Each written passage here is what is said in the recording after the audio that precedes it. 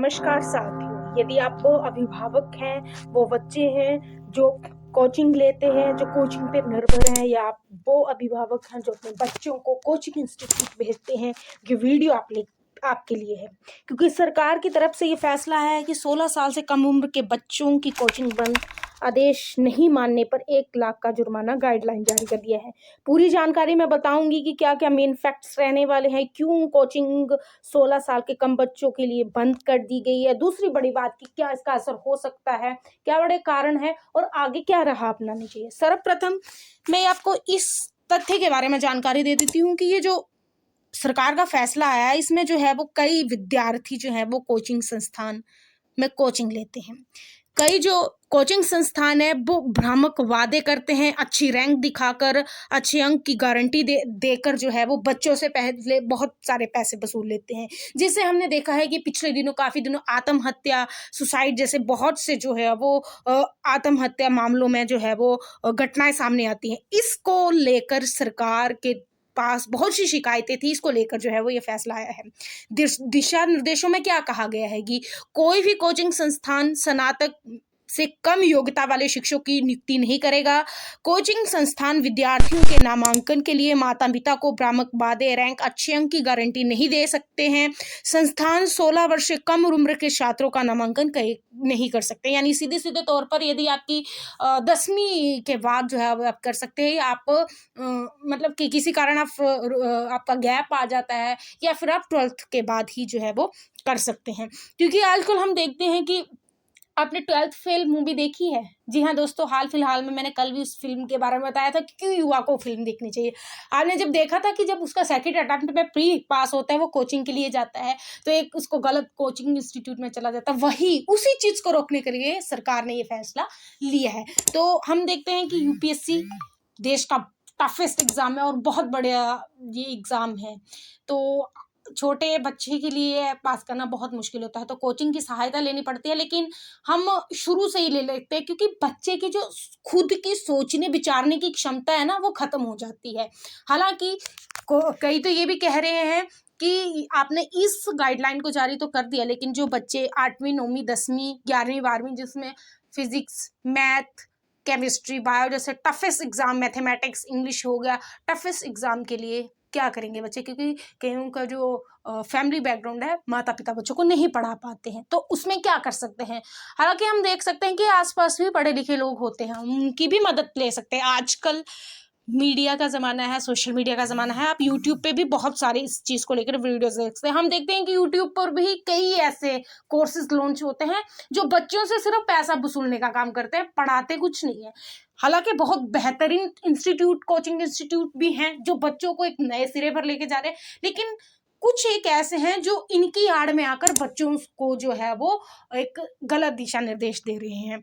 तो हम देख सकते हैं कि सरकार की तरफ से कोचिंग संस्थान किसी भी शिक्षक या ऐसे व्यक्ति की सेवाएं नहीं ले सकते जो नैतिक कदाचार से जुड़े किसी भी अपराध के लिए दोषी जो है वो ठहराया गया है। कोई भी संस्थान तब तक पंजीकृत नहीं होगा जब तक कि उसके पास इन दिशा निर्देशों की आवश्यकता के अनुसार प्रणाली ना हो। तो हम इसको देख सकते हैं, और दिशा निर्देशों के अनुसार ये भी कहा गया कि विद्यार्थियों पर कड़ी प्रतिस्पर्धा, शैक्षणिक दबाव के कारण कोचिंग संस्थानों को उन्हें तनाव से बचाने के लिए कदम उठाने चाहिए। उन पर अनावश्यक दबाव डाले बिना कक्षाएं संचालित करनी चाहिए। यानी कि कई कोचिंग इंस्टीट्यूट बच्चों पर दबाव भी डालते हैं कि यदि बच्चा वो टॉप करेगा तो उस कोचिंग इंस्टीट्यूट का नाम बड़ा होगा, तो उस तरीके से भी बच्चों पर दबाव डाला जाता है, जिससे बच्चा अपने सोचने समझने की शक्ति को जो है वो खो देता है। और जो पैसे लिए जाते हैं ना, उसकी रसीद देने के भी दिशा निर्देश जो है वो सरकार की तरफ से लिए गए हैं। मानसिक कल्याण को लेकर विस्तृत रूपरेखा। पिछले साल कोटा में रिकॉर्ड संख्या में छात्रों की आत्महत्या की घटनाएं बहुत सामने आई हैं। उसी को तार्किक उसी रूप से जो है वो जो पैसे वसूले जा रहे हैं उसकी रसीद देना आवश्यक कर दिया है। क्योंकि हम संदीप माहेश्वरी जी की मैं वीडियोस देख रही थी, तो उन्होंने भी कई सवाल किए। बच्चे खेत बेच देते हैं, घर में जो भी हम देखते हैं कि गांव में क्या है, पशु पाले होते हैं, वही उनकी कमाई होती है, उन्हीं से पढ़ते हैं।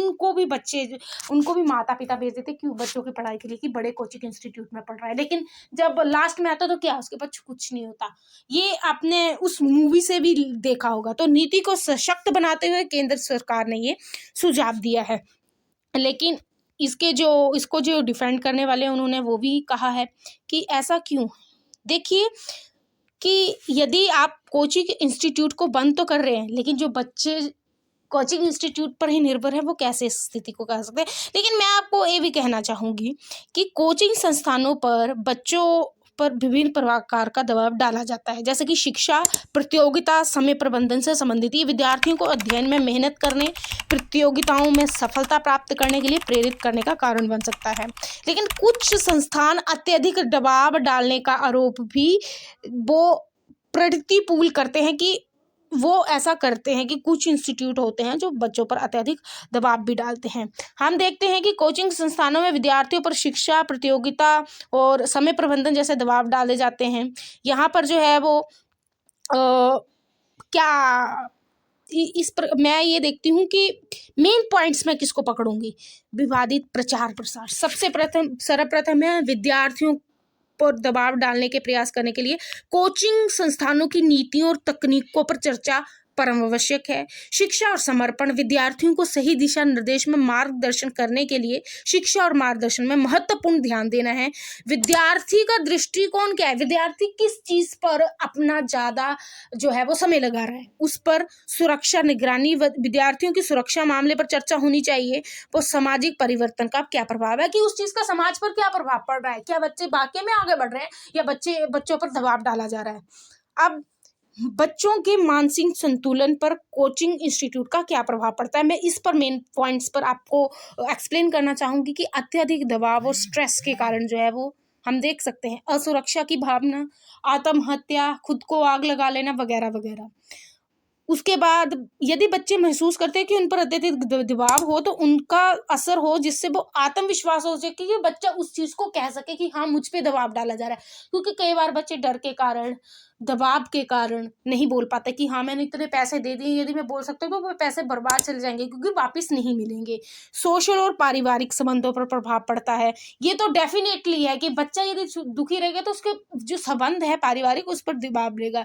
फिर बच्चा शिक्षा में भी अरुचि लेने लगता है, फिर गलत चीजें करने लगता है और मानसिक स्वास्थ्य पर अत्यधिक प्रभाव पड़ता है, जिससे बच्चा चिंता करने लगता है अपने भविष्य की और वो आत्महत्या को जो है वो एक सही सुझाव मानता है। तो मैं यही कहना चाहूंगी कि जो बच्चे इस पर निर्भर है ना, वो तो सबसे पहले उनकी आत्मविश्वास में गिरावट है। जो बच्चे कोचिंग इंस्टीट्यूट पर निर्भर है उनके आत्मविश्वास में गिरावट है। इसके लिए सर्वप्रथम आप अपने टीचर्स की हेल्प लीजिए, एक बार नहीं 10 बार पूछिए। दूसरी बात, सोशल मीडिया का जमाना है, आपके आसपास घर में भी बहुत पढ़े लिखे, आप जाइए पूछिए, क्यों नहीं बताएंगे, एब्सोल्युटली वो बताएंगे। ज्ञान बांटने से बढ़ता है। दूसरी बात, उनके अध्ययन में कमजोरी होगी, आपको लगता है कि मेरा मैथ्स ठीक नहीं है तो आप मैथ पर जोर दीजिए। क्यों नहीं होता, एक दिन नहीं, 2 दिन नहीं, एक ना एक दिन आप उसमें मास्टर्स हो जाएंगे। तभी जो है वो पारिवारिक संबंधों में दुर्बलता, अब घर में आपके पारिवारिक संबंधों में एकजुटता होगी, सभी आपको अप्रिशिएट करेंगे, तभी आगे बढ़ेंगे आप। व्यक्तिगत विकास की रोकथाम के लिए अत्यंत महत्वपूर्ण है कि व्यक्ति को अपने विकास के लिए विभिन्न क्षेत्रों में जो है वो रिसर्च करके समझना चाहिए कि क्या हो सकता है, मैं उस चीज़ के लिए क्या कर सकता हूँ और मैं खुद कितना सोच सकता हूँ, क्या मैं उससे बेहतर अपने उसमें कर सकता हूँ। वही बात है। सबसे पहले यदि सरकार का ये फैसला है, इससे कोचिंग पर निर्भर रहने वाले बच्चों का पर जो असर पड़ सकता है, मैंने उस फैक्ट को आपको बताया। लेकिन सबसे सर्वप्रथम है कि आगे क्या करना चाहिए। शिक्षा में सामंजस्य, यानी यदि सरकार ने कोचिंग पर निर्भर रहने वाले बच्चों के लिए कुछ प्रतिबंध लगाए भी हैं तो शिक्षा में सामंजस्य बढ़ेगा क्योंकि सभी छात्रों में जो है वो समान अवसर मिलेंगे। वही बात है ना कि जिस कोचिंग सेंटर का बहुत बड़ा नाम होगा वो बच्चा डेफिनेटली आगे जाता है, ऐसा होता ही है।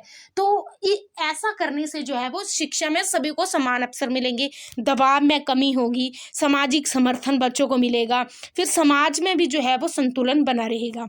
अब आगे के लिए सबसे महत्वपूर्ण रहा है कि संतुलित अध्ययन और समय समय पर विश्राम होना चाहिए, स्वास्थ्य मानसिकता बनाए रखना, प्रोफेशनल मार्गदर्शन, समय का प्रबंध, समृद्धि के लिए नेटवर्किंग और स्वतंत्रता का प्रयोग। यानी कि बच्चा अपने लक्ष्य को प्राप्त करने के लिए जो है वो एक स्वतंत्र रूप से कहूँ या अपने विचारों को निष्पक्ष तौर पर कह सके और आगे बढ़ सके खुद स्वयं सोचकर। तो यही कहना चाहूंगी। आई होप आपको वीडियो पसंद आई हो। लाइक, शेयर, कमेंट, सब्सक्राइब अवश्य करें। धन्यवाद।